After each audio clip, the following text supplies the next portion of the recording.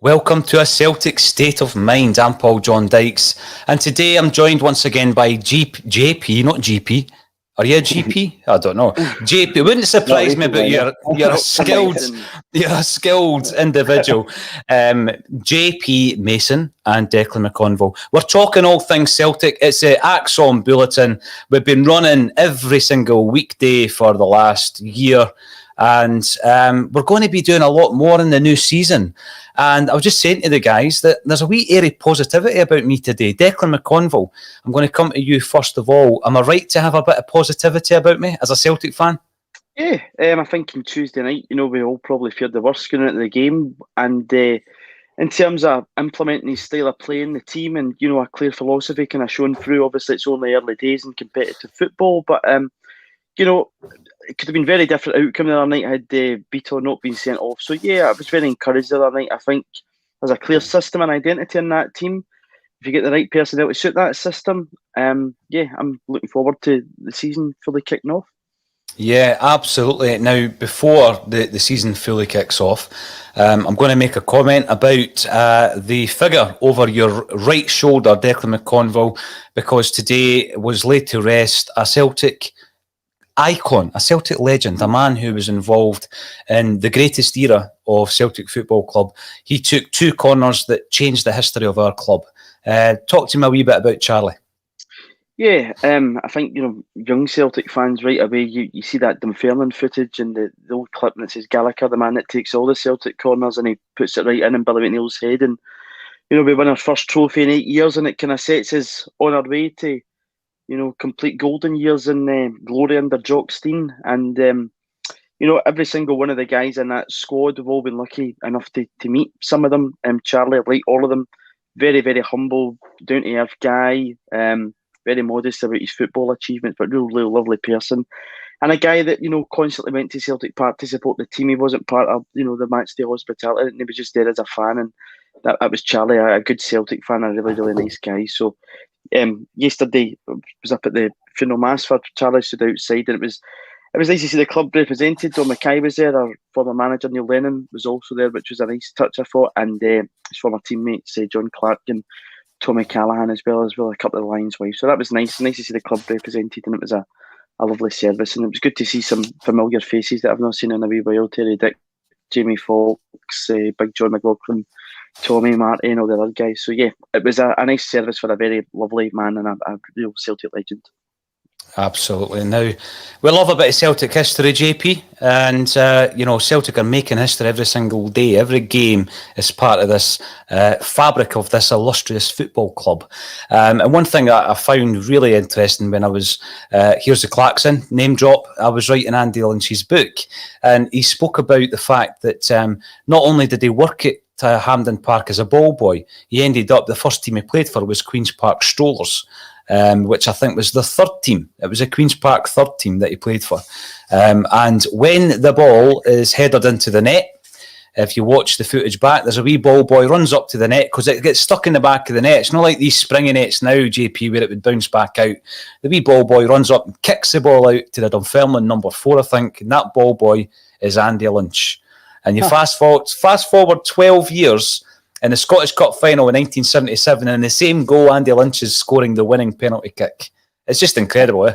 That's brilliant. That's like the picture. I hadn't seen the picture of Callum McGregor as a ball boy that was doing the rounds after he was made captain, where he's celebrating. Is it Jan Vinegar Hesselink that scored the goal? Yeah, and Scott McDonald, aye, and he's in the background. That's absolutely brilliant. There was another picture as well of him playing in a Celtic strip, obviously, and it looks like, I don't know, maybe under 10s or under 12s or something like that, and he's dribbling with the ball, and it's just that I hadn't seen that picture either, and it's great, it kind of any doubts I had about Callum McGregor being captain, whether he's as vocal as Scott Brown or not, or like Scott Brown or not, Scott Brown's gone, we have to have a captain, and it makes complete sense that it's Callum McGregor. Let's start that off as a conversation then, because obviously we're going to be talking about the other night there against Midtjylland. There's loads to discuss. You guys haven't had an opportunity on ACSOM to chat about it, so we'll do that today. But before we get into the game, JP, that number over your right shoulder has turned into a little emoticon. Am I the only person that still calls it an emoticon? Who knows? Is it an emoji? Wee smiley face, or is it an acid 1990 emoji? I'm not quite sure what you associate with that. Yeah. What are you smiling about? I was very fortunate to receive an email from Celtic Football Club about half an hour to an hour ago, telling me I'm successful in the ballot for Saturday's game against West Ham, and I'm absolutely over the moon to be going back. Very emotional listening to our friends over at 20 Minute Tim's. Melly did a Melly at the match and recorded the "You'll Never Walk Alone" as he was in the ground, and included it in his post-match podcast. And I have to be completely honest, my eyes were a bit damp when I was listening to it, because it was just amazing. Just to hear like the noise of he recorded the noise of the ticket scanner as you go through, hearing that again, and then hearing the turnstile going and things like that. It was well put together and highly emotional, and you could just hear from Melly and Stephen how excited they were to actually be at the game and walk back into the ground and stuff like that. So to think I'll be doing that on Saturday after 16 months is amazing. And as somebody replied to me on Twitter and said, something about it being a friendly or whatever, and I was like, look, I'd go and see us play Glipton Grasshoppers at this stage. A wee niche 80s reference, if you know who the Glipton Grasshoppers are, aka Joss's. Joss's Giants, mate. I knew you'd get that. No, I honestly, the fact it's a friendly doesn't matter to me. It's a game at Celtic Park, and it's just going to be so good to be back in. We need to watch these 80s references, because Declan McConville, I sometimes forget how young you are. You've got an old head on your shoulders, young man. But when we're talking about the games, it's an interesting one, because obviously we cover all the games. We did that last season. We started covering the women's team as well. And we're hoping to get to the Colts games when possible to cover them. But it begs the question, how are we going to do it? How are we actually going to get the match day coverage? Because you need to have the facility to do that. And I'm just waiting, Declan, if a decision is made that's one person's in the studio, that they're not entitled to have a comment about the Celtic game because they're not at it. So we'll see how that goes.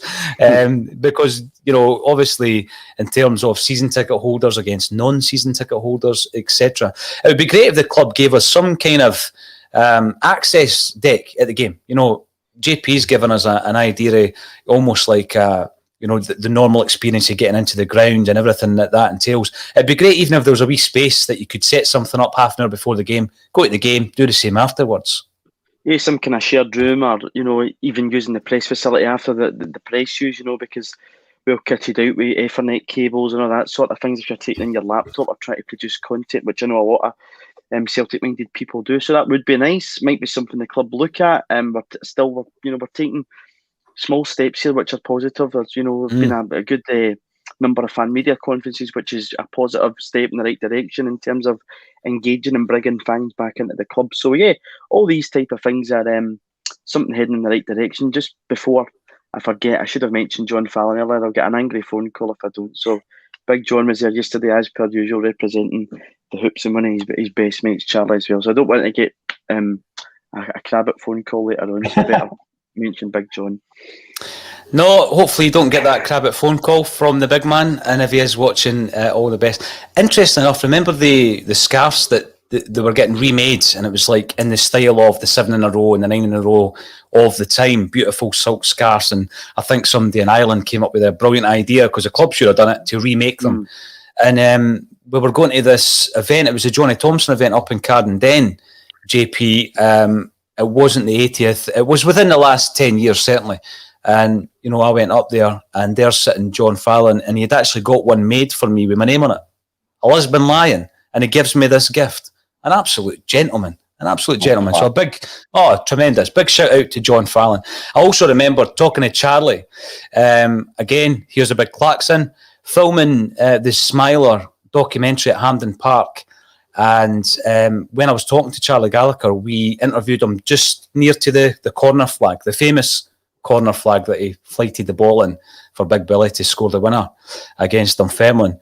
And I said, and that's the corner right there. And he goes, well, I thought it was the other one, but Pat Woods told me that was a corner flag, so I'm going to take Pat's word for it. But it just shows you how much that guy knows about Celtic's history as well. But let's talk about the game. I'm going to come to you first of all, JP. On the Monday, I gave you my predicted 11. ACSOM Bulletin, predicted 11. I was spot on. I had a wee wobble on the Tuesday because I was thinking, well, there was a question posed to Ange at the presser about Abada. And he was asked about a wild card because he never appeared on the squad list. But of course, they've registered before, I think it was 11 or 12 that night, and he's been in the squad. One of the high points of the evening. Talk me through some of the high and low points on Tuesday night for yourself, JP. Well, first of all, I decided to watch it in the fine drinking establishment in the Gorbals, the Brazen Head. And what a inspired choice that was. Went with my friend Stephen, and Jamie joined us as well, and it was brilliant. You know, just being in a pub full of Celtic fans, atmosphere was great. It felt like we were on holiday because it was obviously the weather, and we were in the beer garden out the back, and I've not experienced that for so long. You know, I've had plenty of experiences like that in the past, but certainly not for a long time, and just so sick and tired of watching games on my own in my flat. So not least getting to go to the game on Saturday, Tuesday, just that experience alone, being in the pub and atmosphere and whatnot. And yeah, I went into the game pretty terrified, I'm not going to lie. I mean, looking at the defence, you're just thinking, how are we going to negotiate this? Because everybody had sort of talked up Midtjylland as being an accomplished side, you know, Champions League last season and this, that and the next thing. So I was pretty worried, but I have to say my nerves started to be calm after the first, first 15, 20 minutes. I was just like, wait a minute, they're not that great and we're not that bad. And I was really sort of enthusiastic about performances from likes of Ryan Christie, who we've all been critical of.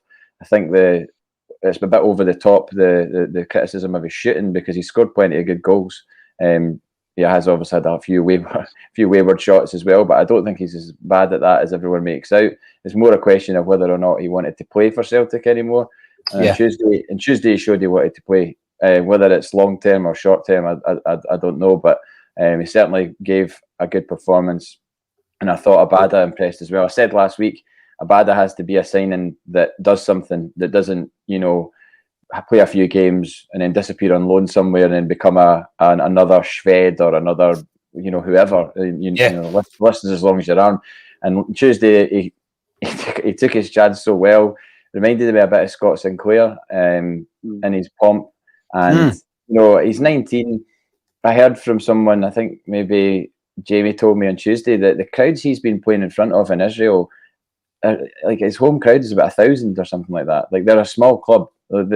He's not come from like a club where there's lots of pressure and expectation. So that may well have been one of the sort of biggest crowds that maybe not. If he's played at the big clubs, against the big clubs in Israel, obviously played against bigger crowds, but to play in front of a home support of 9,000, only 9,000, must have blown his mind. And then to score in front of that, I mean, I went absolutely daft when we scored, because it really felt like we were up against it, and there's nothing better than seeing Celtic score when you're up against it, when you feel like you're the underdog. And we've all been used to that. Maybe not Declan so much, but I mean, we've certainly, sorry to pull the old boys card again, but I mean, we've experienced Celtic being up against it in the past against Rangers, whichever one, and then in Europe as well when we've been up against it. So I think that was a huge thing on Tuesday, getting that first goal.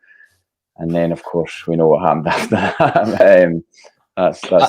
I think we'll deconstruct that as we go along. Absolutely. Yeah. See, you're talking about being up against it. I've spoken to Celtic fans also who like that kind of mentality, that siege mentality. I think that we've gone into the game. I did predict a victory, because I don't think at any point on the ACSOM Bulletin I've predicted anything other than a positive result for Celtic. But going in, there was definitely that feeling of trepidation. When Abada was announced, it's interesting you mention a likeness with Scott Sinclair, because I've seen a few people saying that, JP, that he did remind them of Sinclair in his absolute prime at Celtic. And, it was a shame he came off when he did. But one big thing for me, if you want to look on the other side there with Christie on the other flank, is the way that Ryan Christie and various others on the park approached this game. Now, Christie has been criticised quite a bit, not just about his shooting prowess, JP, but the fact that sometimes it looks as though it's all about Ryan. It's the Ryan Christie show. One of the types of guys who's trying the Hollywood strike every time. I didn't see that on Tuesday. I seen a disciplined performance by Ryan Christie.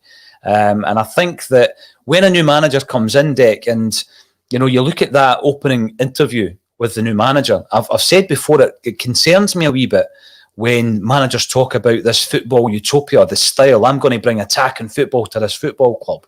Because we heard that kind of thing from the likes of Tony Mowbray and John Barnes. And we know how that worked out. I just want to see success at Celtic, and I want that to be the mentality. But see, when you watch that performance on Tuesday, I got that from a lot of players that I don't think it was evident last season, Christie being the prime example. Yeah, there was a collectiveness about the team, Paul, and I thought, in the midfield, obviously, they lost one of their wingers due to the stupidity, and he had Bitton, and as a collective, I thought they came together really well. They were covering each other's ground, they were moving off the ball, which is, positive to see. I mean, how many times did we watch Celtic last season and everything was just static and there was no movement at all? So, yeah, it was fresh to watch, and, I've heard a lot so far from what I've watched with what the two fullbacks do in this system, the kind of inverted fullbacks when they go into the middle, which, as positive as I said earlier, there's a stamp on this team showing very, very early, and if you get the right personnel for that team, because we're still playing, with a side that will not be the side I don't think that we go into the rest of the season with. If we get the right players in those positions, it could really work and it could play some really, decent football. So, yeah, but for Ryan Christie, I thought he was immense the other night. I think, towards the end of the game, he tired a bit, which is natural. They'd only,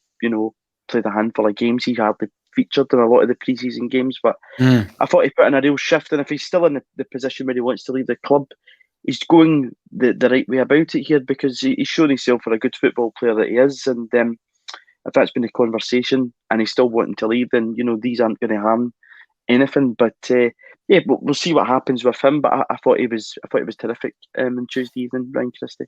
Yeah, definitely. And on the subject of Christie, then, he is one of these players, JP, didn't play much in pre-season, like Declan said. 45 minutes he played against Charlton, 45 minutes for Scotland.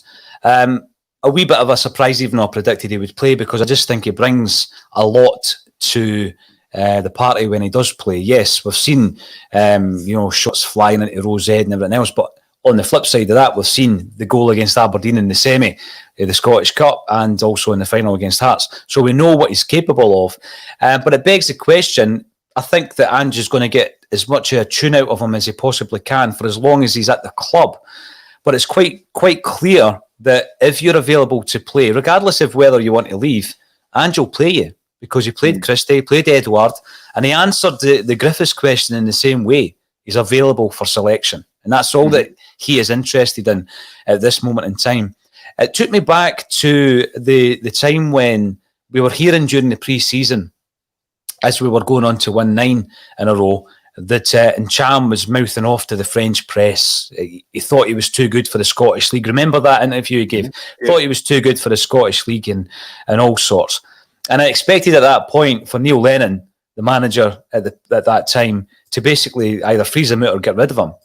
But what he did, and credit where credit's due, he utilised them that season. Let's not forget Lazio, right? Because with that one performance, that one goal, he has written himself into Celtic folklore. Like him or loathe him, that is what he did. I mean, the celebration of him with that yellow and green jersey on, that image, that goal, that's going to be shown forevermore in Celtic's history. A famous victory, first victory ever on Italian soil. Right, so I'm looking at that scenario. I'm trying to get something out of this Christie narrative.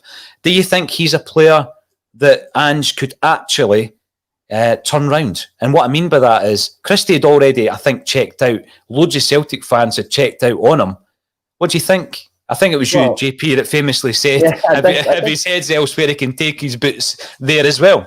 I mean, I did, because, we were in the middle of a season are coming towards the end of a season that was so important in our history, and you're thinking to yourself, well, we've got these players here that don't want to be here, and it's really frustrating as a supporter to be certainly to be sitting at home on your Jack Jones and watching guys playing for the club that actually don't want to play for the club. So I mean, if it's a big if he can get something out of Christie short term and it's beneficial to the club, then absolutely. I mean, if he could do a short term sort of fix, so to speak. I mean, he's already done it. I mean, Ryan Christie played really well the other night. You can't say anything other than that. He did. Like, there's no real arguments to, even if you don't like the guy or you don't, like the fact that he sort of shoots on sight and maybe doesn't explore a pass when it's been a better option. He did play well the other night. I don't think it's up for any arguments. I've not seen anybody say anything different, and if they have, they've kept their mouth shut. So yeah, I mean, I'd love to see it. I just don't know what's happening in terms of transfers. The Ajer thing, obviously, he'd been quite vocal about what he'd been promised by the club. I think it's an amazing bit of business what we got for Ajer. There seems to be a lot of noise on Twitter about from certain other corners about what we may or may not have received for Christopher Ajer. I don't really get why there's this sort of doubt over it. I mean, if there's a figure being mentioned, I don't think we've got £2 million for him or anything like that, and there's obviously been a significant fee, which will be unveiled over time, I'm sure, with add-ons and disclosure of accounts and everything else. And it's a great bit of business with a year left in his deal to get that. I got laughed at last year or earlier on this year saying that we should be getting 20 to 25 million for him. Maybe not because I think he's worth that, but in today's transfer market, with his experience and international, he's won everything in Scotland for 4 years in a row. He's played Champions League football, not too much, admittedly, but why wouldn't we be getting a good fee like that for him? I mean, and his age as well. What age is he? He's only 23. I mean, there you go. Like, he's 23. He's got time to be further developed as well. Yeah. And I know wasn't everyone's cup of tea. He wasn't a bruising, go through the back of somebody like a Mialbi or a Baldi or something like that. And yes, that probably let him down a little bit. But he cared. He actually gave. He gave his all, and that's what you want from a Celtic player. You want to see someone celebrating winning tackles. You want to see someone, annoyed if he gets beat. And I certainly saw that from him. And like you say about Ncham with the Lazio goal, Ajer scores that penalty and wins us the fourth treble in a row. That's immortal. It might have been in an empty stadium, which was horrible, but it's about what's written in the history books at the end of the day. And 4 trebles in a row were completed on that day thanks to his penalty. So and the sight of him running off to celebrate is up there with Ncham's backflip against Lazio in the 100%. 100%. I mean, see, at the age of 23, JP, you just have to look at the football he's played. I mean, he's played over 250 senior games, for various clubs, including Kilmarnock, Start, Celtic. And he's an internationalist with 20-odd caps under his belt. I mean, at this age, you're looking at a player that potentially could end up winning 100 international caps. Some of the clubs that had been interested, because Paolo Maldini confirmed that AC Milan liked the look of Ajer. He was a person of interest at that point. So a lot of fans are saying, wait a minute, AC Milan were interested in this guy. Why would you sign for Brentford? Don't you think that's a bit naive, though, Declan, when you look at where Scottish football is? And, maybe as a microcosm, where Celtic are right now in terms of our European pedigree, I'm not going to say for a minute that Brentford are going to qualify for Europe, but he is going to a club there that gives him a platform to take another step. He's only 23, could be there for a couple of years. That platform to take the other step up, a la Virgil van Dijk, not comparing them as players. I'm talking about their journey to the bigger club, So he might not get to AC Milan just now, or he might not get to Liverpool or one of the top English clubs. But Brentford, I think, is a good move for him. Yeah, I mean, they're in good shape. They've just built a new stadium. They obviously promoted into the Premier League. They've got a good plan. You take the green tinted specs off, and to him it probably is a good move. People say, oh, they've just came up from the Championship into the Premier League, but it could be that stepping stone. He might quite like the culture of football in the UK, and that's maybe fancies a move to England. Obviously, travelling back to Norway for internationals and whatever. And he might have just settled into. People need to remember he came to Scotland as a very young boy at about 16 or 17. So he's been here for 5-6 years of his life. So maybe just didn't fancy the move to Italy as well, and it suited him to go down south and see if he can get that platform, because possibly even if Brentford, don't have a successful season in the Premier League next year, but he's a standout, he'll get a move to another club like,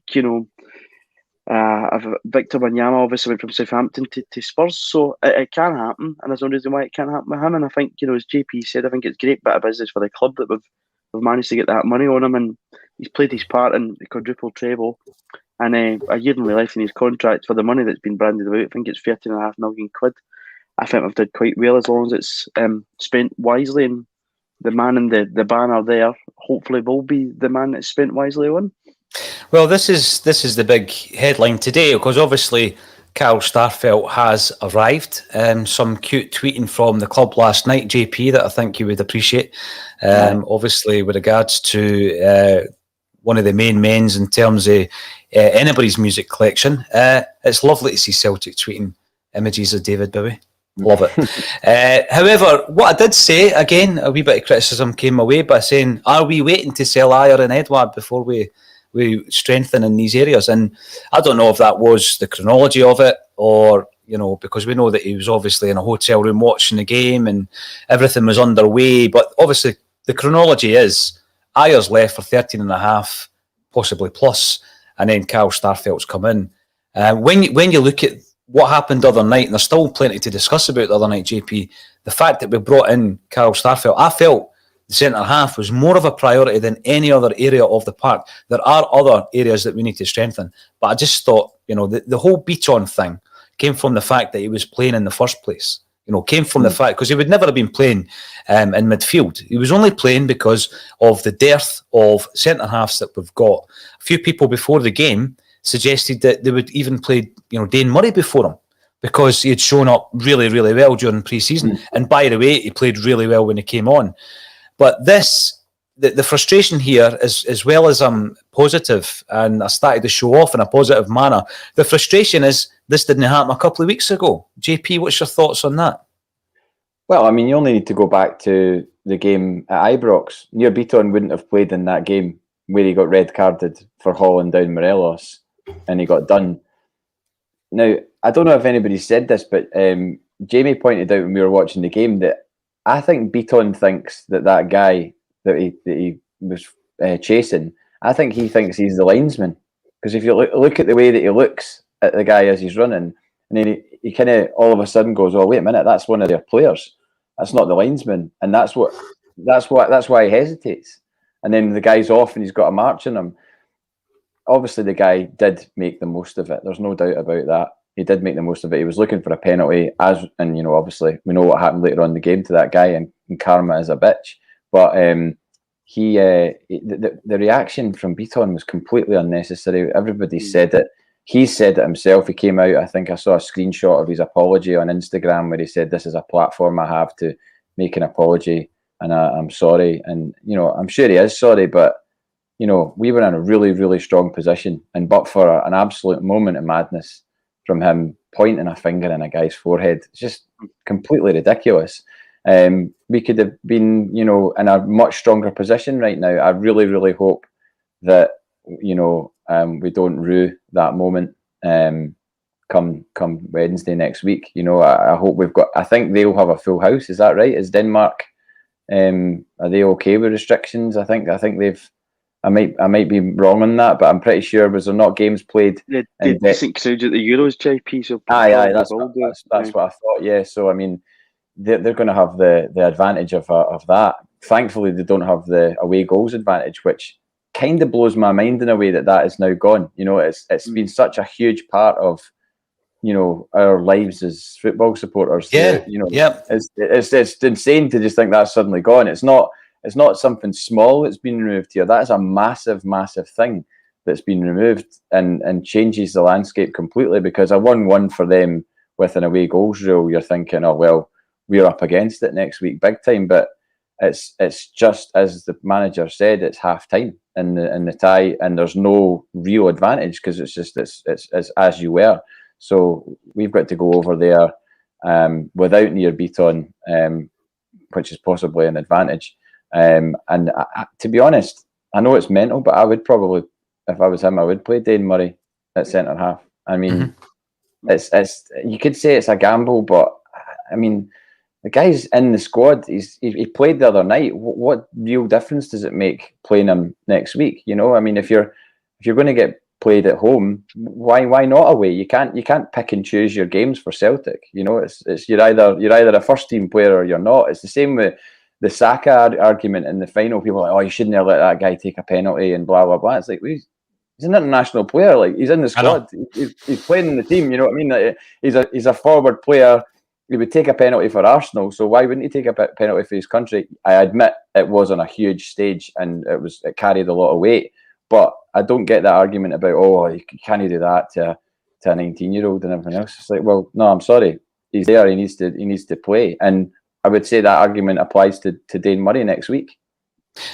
And listen, I agree with that. I really do, JP. And there comes a point, I think, where a young player can be thrown into the melting pot, and you know, sometimes it does the world of good for them. You know, it's a sink or swim scenario, but it's not as though he hasn't tasted that level, because, as you say, he came on and he played really, really well. And I would like to speak a wee bit more about Dane Murray, because it just saddens me that, you know, you look at some other players that probably failed to develop at Celtic because they weren't given the game time. When you see the quality of some of these guys that are coming through, I sometimes question why we've gone out and bought so many younger players over the years. And I know it's a lottery. I know that. You mentioned Marian Sved earlier on, JP, right? And he's come in, and this conversation could be much, much different. We know it's a complete lottery, and there's a story about him apparently being in Belgium to tie up another deal.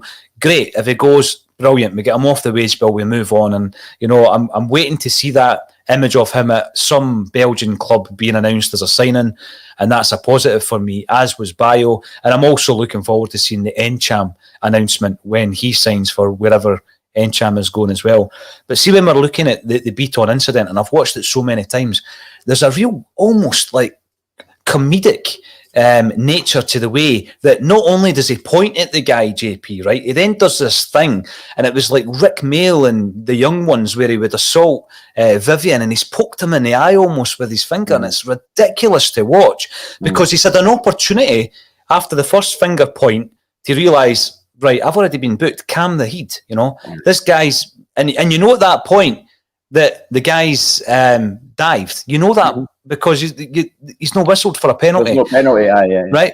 8 years in the Celtic first team near Bitton, in and out of the Celtic first team, I've got to say. But that level of experience, if you've never learned at that stage, you never will.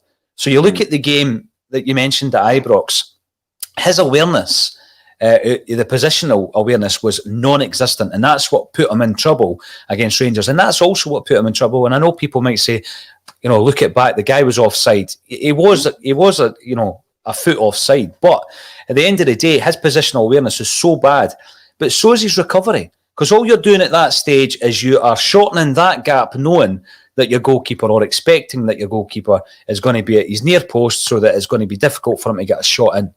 But Bitton, no, you wait until you get to the box, then you actually make the challenge. It was a ridiculous thing in so many levels for Bitton to do, but then the way that he followed it up, I'm looking at that.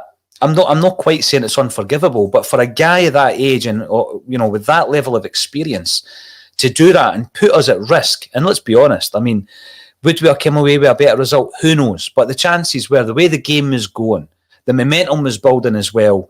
A massive part of the blame has to go onto Nir Bitton. I don't know what the future holds for him, but I don't even know what his role is at the club anymore. I really don't. He's one of these guys, Declan, he's a legacy, one of these legacy players who's got a big fat contract with a huge big wage. I don't think he'll be in a hurry to leave. You know, and by the way, I think Tom Roderick's in that category, but he's got a different attitude, and I think he's one of the players we'll talk about. I think he's looking really lean and trim, and he might get a second win under Ange Postecoglou for all the reasons we've already described. So let's have a wee chat, Declan, about Nir Bitton. You've watched potentially every game that guy's played. I know you go home and away, you go away in Europe. You've seen a lot of his game time. He's not developing as a footballer for Celtic. No, I mean, you know, he played, I think he played in the 5-1 game under Brendan Rodgers. He played in midfield that day. I think he's been at the club for something like 7 or 8 years. It's a long, long time. And in that 7 or 8 years, I would never say he's, you know, went from that level to there. He's just always kind of been the same kind of player. We basically found another position from him when we were short in Champions League qualifiers under Brendan Rodgers and started playing him at centre half. I just, he's a bit part player. He's on a big contract. Again, last season was a total shambles and disaster. But come that game in January, after a good run of performances in December, now, probably wouldn't have won the league. I'm not saying that before people jump on me, but there was still a wee tiny glimmer of hope in January. Had we, you know, we played well in the first half that day at Ibrox. Had that not happened, and it could have been a different result. Yes, old Dubai thing would have probably happened, and would have probably still been in a mess. But it could have all been different. Probably wouldn't have, but it could have. And after that game was probably last chance saloon for me. But this again, you know, I think for the manager, he's not seen that. The three of us and everybody else in the comments will have seen Nir Bitton make mistakes. Kevin Tate highlighted some of them in the group chat last night and other games. So yeah, it's just like, I don't know where you go, but again, how do you shift them? Because it probably wouldn't be the type of money coming in our bids, because he'll be in too comfy a contract to go anywhere, and he's not a first team pick for me anyway. So yeah, he's just one of those players that, you know, just don't seem to get rid of. And I don't know when he's contracting, but I mean, could we be seeing a Nir Bitton testimonial in a couple of years' time if he's still got a few legs left in the contract? Wow. Deary me. See the game you mentioned there at Ibrox, where obviously he was sent off, and you know, McGregor scores the own goal and everything else, and we know what then happens. The season was already in free fall by that point. But you make a good point. We win the cup in the December. There's a wee bit of momentum. We're going on a decent enough run.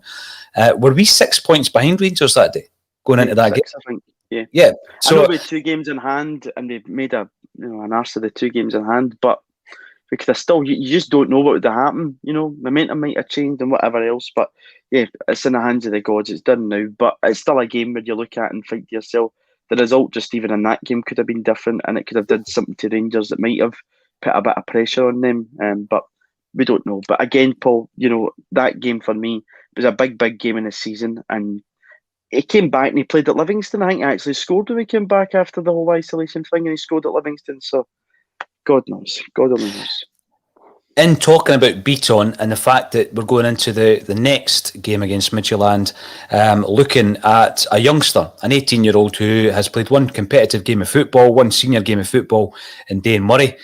Very impressed with him as well, though, JP. I've got to say, it takes me back to performances in the past where a young player's been thrown in, and we know the famous ones, David Marshall, John Kennedy's performance against Barcelona that had us all believing he was going to be a Celtic captain and a kingpin for years to come, until that dreadful challenge all but ended his career. Interestingly, and I never mentioned this earlier, JP, Christopher Ayer's parting message to the Celtic fans. Mm-hmm. He highlights the part that JK played in his career at Celtic. What do you make of that? Because, listen, there's a whole list of people lining up to say John Kennedy's a top-class coach and he's done wonders for my career. What do you make of that? Well, I mean, he basically said, did he not say we would not have won the quadruple treble without John Kennedy and his input? So, I mean, you can't deny that. He's not been slipped a brown bag to to say that by John Kennedy, has it? I mean, that's from him. That's from the heart, and you know, it does make you think differently about John Kennedy and his role at Celtic, because obviously there's the constant, you know, question marks over him. It has been from me as well. Is he just there out of, you know, not charity, but like, you know, is he just there because of what happened in his football career? There's a lot of people say that and speculate that, but to hear somebody coming out like that and saying, well, he's a 23-year-old Guy, he's obviously, got on well with John Kennedy and being coached well by him and looked after by him. So it maybe doesn't give you as much of the fear about him remaining at the club as he seems to be. I've always said, and I said this before, if Ange Postecoglou wants and is happy for John Kennedy, Gavin Strachan, Frank McAvenny, whoever it is, right? If he's happy for them to be at the club and happy to work with him, I'm totally fine, and it's his decision. I'm totally fine with that. I'm not really bothered. It's only when you get the idea that there's meddling involved, and I really, really hope that those days are gone, and we can put that fear to bed. Well, it was a big point of debate, Declan, all around the backroom team. The fact that we'd gone so far down the line with Eddie Howe, big part of that promise was he was bringing his backroom team. Big part of the reason the deal broke down was various members decided they weren't coming to Celtic. Now in a race for the Swansea job with Neil Lennon, incidentally, Eddie. So when we're looking at that, and then the new man comes in, and he's basically coming in, he's been parachuted into a managerial team that's already there, that people associate with the failure of last season. You then see the images, and I was really impressed with the collective nature of the managerial team during the game, Declan. I wasn't at the game. I'm also not going to be at the West Ham game, JP. But Jim Orr was in recording something completely different this morning. He was talking about being at the game and how he could hear Ange and, backing his instructions. But there was definitely far more of a bond, from the outside looking in. Let's be honest, we're merely spectating here in amongst that. But obviously somebody finds the moment where John Kennedy isn't smiling when everybody else is celebrating. That becomes a thing. The laptops become a big thing. And we've spoken about it on here as well. I'm not saying that, we've supported Strachan and Kennedy. Of course we haven't. But when you hear that, and as JP says, there's no reason for Chris Iyer to pick out John Kennedy's name, because he could have mentioned Ronnie Deila and what he did under Ronnie Deila. He could have mentioned Neil Lennon. He could have mentioned Brendan Rodgers, but he name checks John Kennedy. Is it about time that we think, well, you know what, we've got to have a bit of faith here in Ange Postecoglou, who's already said, if they're noise men, they're noise men. But at this moment in time, they're there, and we need to move on with that. We need to move on from last season. Yeah, I mean, right away in the press conference, I was glad he just didn't kind of accept it and say, yep, take them in, that's it. He made it clear that he was making the decision, and it would be his decision. And again, Ange's style might be a lot different from the guys that John Kennedy's previously worked under. The guys that he's got there as coaches, and Kennedy, Strachan and McManus might just be there to put out the cones. And, if Ange gives them a bit of paper, do this in training, that's what they go and do, and that's it. And he doesn't really rely on them in games, and he just does it all himself, but uses them as his stepping stones to get the messages across to players. So, yeah, and, there's a lot being made again that it was a dig at Neil Lennon. If anything, I think Brendan Rodgers would probably be the guy that would say it'd be a dig at him who gave him his chance in the first team. So I think it's just a case that John Kennedy might just be quite good at his job individually and as a coach, and that over the 5 years he's helped Chris Iyer the most than anybody. And remember, John Kennedy has been the constant through it all, from the very start in 2016 through until 2020, a Celtic winning the quadruple treble, and he was a guy that stayed on from that Rodgers period into the next period when Damien Duff and Neil Lennon came into the fold. So I don't think it's a dig at anybody. It's just Chris Iyer saying, this guy's good at his job, he's a good coach, and he's helped me a lot, and I want to thank him, which is how I read it. And I think, somebody that's Chris Iyer's mate on Twitter has said that too. So yeah, I mean, you can tell that the players get on with John Kennedy, and maybe has a positive influence in the dressing room, and we just don't see it, and we want to pick apart body language and moan about things. But yeah, I think it's just a case of Chris Iyer saying thanks and cheers for everything, John. So that's how I read it anyway. We've got lots of comments, as always, coming in on Twitter, YouTube and on Facebook. If you are watching, thanks for joining the ACSOM Bulletin. If you're watching on YouTube, get subscribing, because every month we give away a massive prize. I think we've got 22 big prizes, starting off with the platinum disc that was presented to the Verve for 2.1 million sales of Urban Hymns. I've said that a few times now, JP. It just rolls off the tongue. So yes, get subscribing. We're over 13,000 and we are pushing on. Loads of big shows coming up under the ACSOM banner and elsewhere in the world of music, etc. Going to dip into some of the comments coming in. David Bradley answering the headline, we need a goalkeeper. Taylor's Place, get it sorted, Celtic, please. So looking for a left back and a goalie. Patrick Murphy on YouTube reckons it has to be a goalkeeper and full backs, I'm guessing right and left. We're lacking in quality in these areas. If Edward leaves, we'll need another striker. 100% agree with that.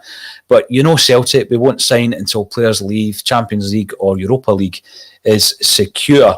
And we're also looking at Gerald McEwen at this moment, I would say. Right back, swiftly followed by left back, both requiring quality players in order to implement Angie's system properly. I think that goes back to one of the earlier points you made, JP. There's a very distinct shape about this team. They're playing a very specific way, which is great to see. Difficult sometimes in the pre-season games with the amount of personnel getting changed at half-time for us to see that. But I think we've seen enough now to realise that the fullbacks have got a job of staying in this side. Regardless of what you think of them, I just don't think they're suited, JP, to the way that Ange wants to play, which means that the left back and right back are going to have a lot of the ball in the final third. They're going to have to be distributing that ball better than what Taylor and Ralston have been.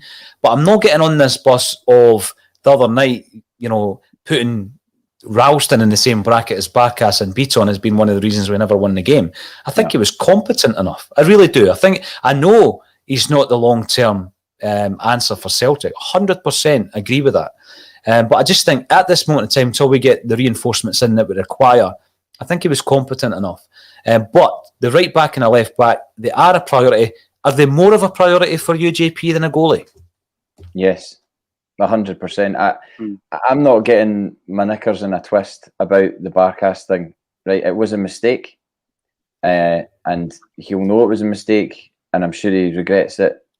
The guy hit a really good shot. It was either going to be a cross or a shot, and the guy went for the shot. And as somebody else pointed out, they reckon Sviatchenko went across and went, have a dig here. I know it's a bit of a definitely went over and he spoke to him, and and if a goalie stays static like that, JP, and you hit it in target, it's going to go in. Yeah, I mean, he got right top bin. It was a really good hit. I mean, I was quite shocked when I saw it go in because I was like, whoa, I was expecting a cross. I wasn't expecting a shot. I'm not a professional goalkeeper though.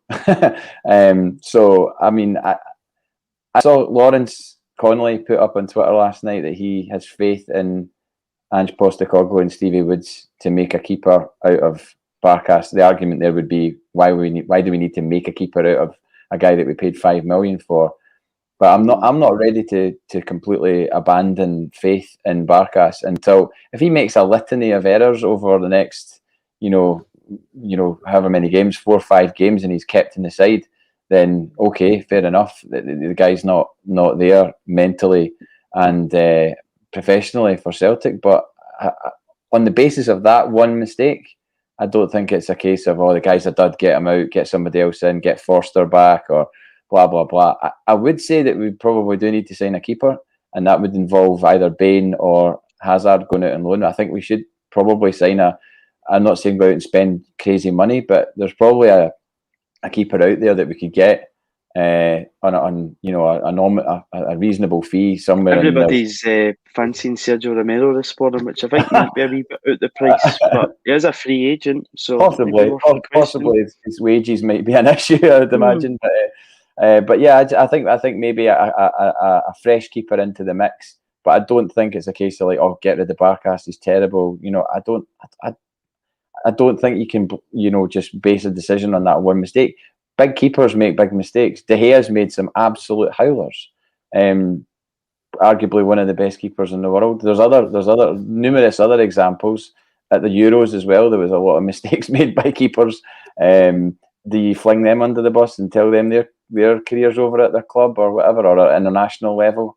I don't know. I get why people are annoyed because it was a glaring error. But it's if they start mounting up, then fine. But at the moment, I don't think he's got a list the length of your arm of mistakes to be chastising him. It's all about whether or not he actually wants to be there or not. You know, he might be one of the players that wants away. We don't know. I think for me, looking at the goalkeeper scenario is, absolutely. You remove that one free kick, which, by the way, I don't even think it was a free kick. I thought it was a good tackle by Stephen Welsh. Yeah. You remove that out of the equation. Yeah, we're not having this conversation, and you're thinking, well, you know, maybe we'll get a tune out of Barkas, maybe we'll get a tune out of this one and that one. And I think a wee bit of patience is probably required in that area, because I think that the left and right back, when you look at, certainly domestically, the amount of time we're on the attack, these two guys are pivotal, the right back and the left back. The way that Ange is going to be playing, Declan, you know, we're going to really just be swamping the final third of the park, and generally your goalkeeper is required for the big moments. And when that big moment came, Barkas made a howling error. At least it wasn't stupidity. This is what I said just after the game. It was an error which comes into incompetence rather than stupidity, which was Bitton's situation. But there's loads of goalkeepers out there. I think I was reading this morning, Ros Doohan is apparently going to Tranmere on loan. We were waiting until Conor Hazard came back from injury before that deal went through. So we've still got our 3 goalkeepers at the club. I think there was interest from Dundee to get Conor Hazard out on loan. He's obviously signed a long-term deal after his heroics in the Scottish Cup final. Again, people sometimes go on about him flapping in that game. We've seen that a couple of times. That was after, though, some really impressive performances as well, Declan. We can't forget that when Hazard came in, you know, for a spell, people were saying he's our number one. But when you're looking at goalkeepers that are available, I threw one into the mix. There's loads of goalkeepers. Jamal Blackman's a free agent. His contract with Chelsea's up. He's had about 9 loan deals here, there and everywhere. 27 years of age. There's going to be enough availability when it comes to every position. Do you feel it's a priority now, Declan? Particularly when you think, well, you know what, domestically, I think the priority is in the attacking area, and the right back and left back, the way Ange wants to play, are going to be in that area of the park. Yeah, I think the system needs to be the priority at first. I mean, you know, after the other night, you know, I've kind of defended Barkas for everything he's been through in terms of defences changing and then being thrown under the bus, being told he's number one and then not playing and whatnot. But the other night was an error. You know, goalkeepers do have errors. It's a position that gets scrutinised so much because they're the guy between the sticks. If the ball goes in the net, inevitably 9 times out of 10 they'll get the blame. But I would sort the system first as well, because I think the 2 fullbacks are going to be crucial. Obviously Starfelt's now came in. We're still waiting on Julian coming back. So again, we're depending maybe younger players probably won't go and sign our centre half now, just because they like to be short of centre halves. And even if you look at, you know, the wings really in depth, not really get anything. Again, Mikey Johnson's injured. Obviously we've got Abada now, and then another flank for us and nobody else. So again, as well as that, obviously Odson Edward, we don't know where his future lies. So I think there's a lot more worry to be had in the 10 outfield players rather than the goalkeeper. But possibly it might be time to bring somebody else in. Maybe not to replace Barkas, but certainly to challenge him, because I don't think Scott Bain will do that job, who the last season, you know, never covered himself in glory. So not the main priority right away, but probably is now something to look at and you know, start to maybe put the feelers out if there's anybody available that we could get in. Yeah, I mean, I don't think Bain's distribution is good enough, is it, for him to fit into the way that Postecoglou wishes to play, which is a point that Brian Degnan has raised quite a few times on the pod as well. Just a couple of things, JP, that's come to mind. 22 seconds on the clock. We kick off with Edward taking the kick-off, which, you know, again, football's changing so much. I used to remember when there was 2 guys taking off, the kick-off. JP, I'm old-fashioned, man. It's only one guy now. It's Edward. The John Collins Scotland kick-off is still the best one. I never remember they kicked off. Was it in Estonia? Was it Tallinn? Estonia. And never turned up, and he puts his hands up. That was brilliant. I love that. So we've got possession for 22 seconds. Who loses possession? Can you remember who lost possession? Near Bitton. Near Bitton. Right. So we've got the ball for 22 seconds. He loses it. Straight pass. And then there's a moment as well, a heart-in-the-mouth moment, where Barkas goes for a wee jog with the ball at his feet. He's not under any pressure.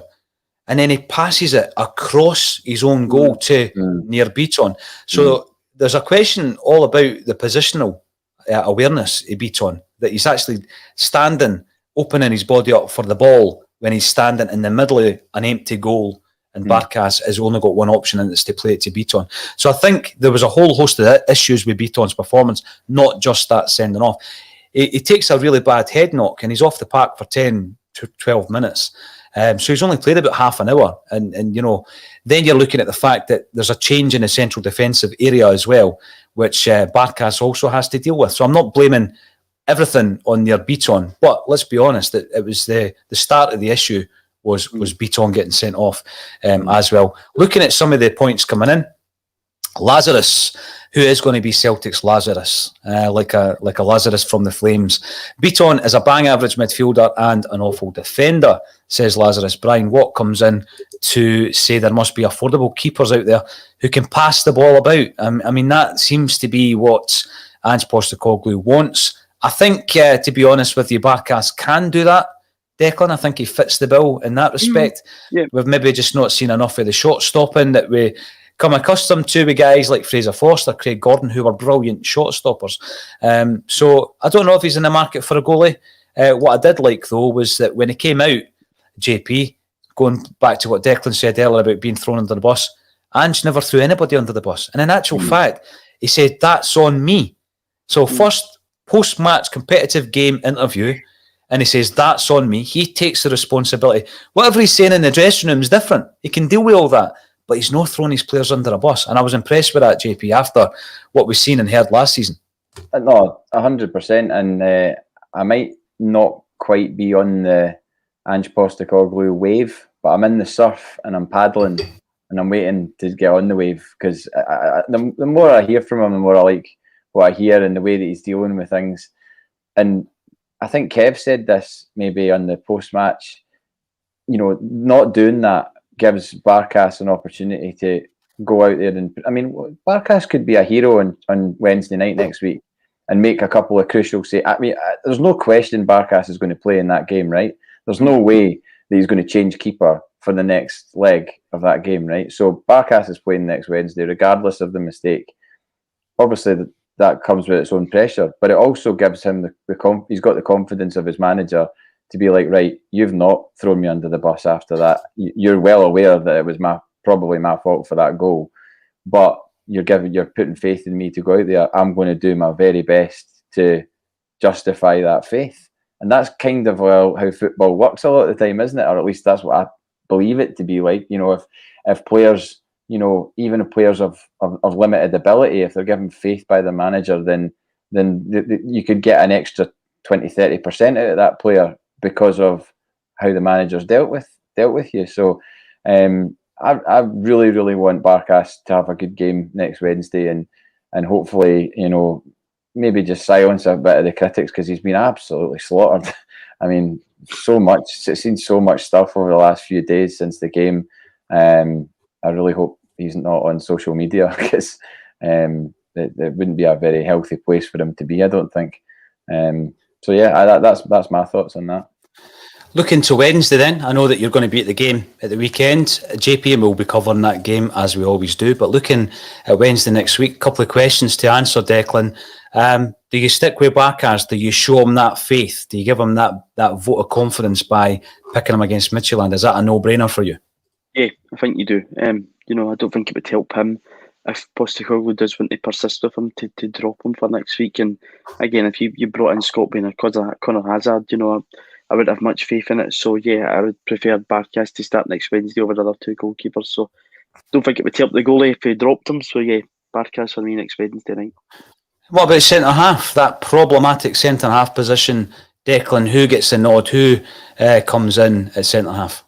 Yeah, I'd stick with the two young Scottish boys. I think the two of them, you could see there was a bit of an understanding in their game the other night. I thought Murray came on and looked assured. It was interesting that the manager opted for Murray over his new signing in Uragidi, who's featured a lot in pre-season. But yeah, and I thought Welsh had a good game the other night. I thought, a lot of people have given him a hard time as well, but I thought he was strong. He looked a lot more assured than he does. He's still a young lad, so I would just stick with Welsh and Murray for Wednesday as well.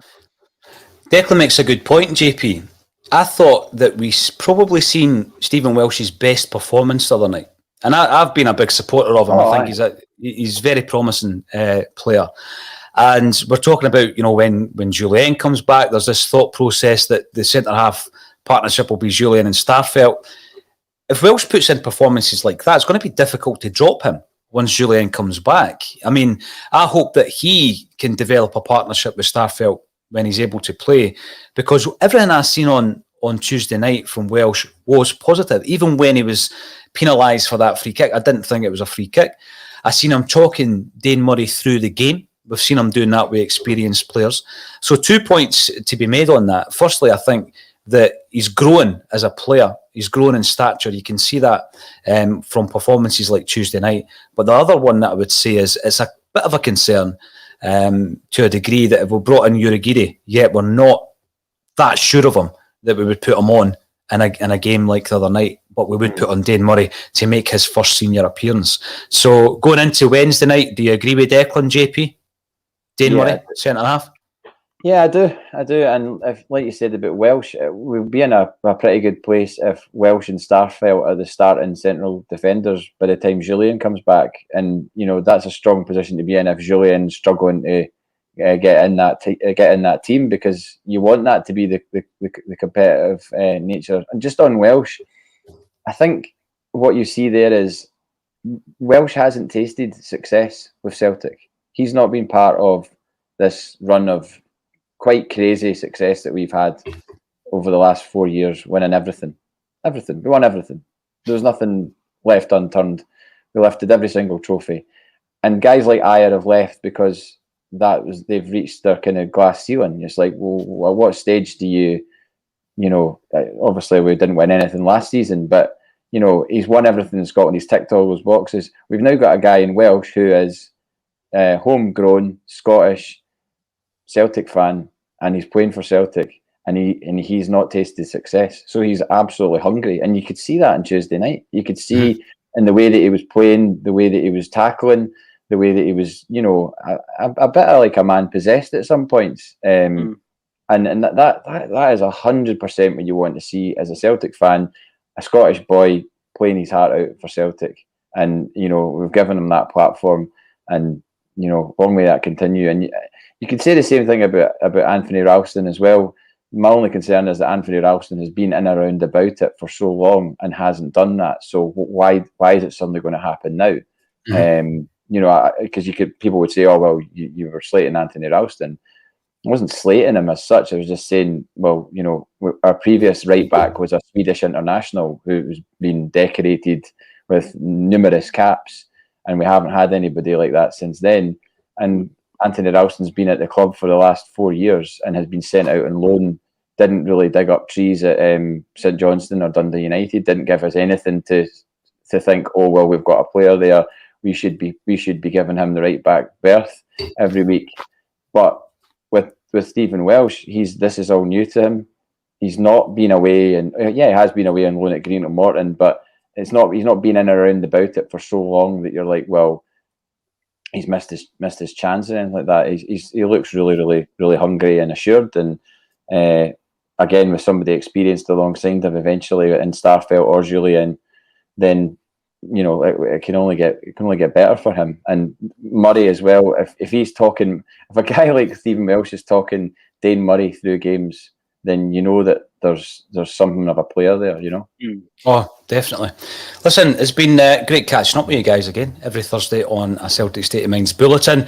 Thanks everybody for getting involved in the comment section on Twitter, Facebook and YouTube. If you're on YouTube, remember to subscribe. All that's left for me to say is thank you to JP Mason. Enjoy the game on Saturday, JP. And thank you to Declan McConville for joining me on a Celtic State of Mind.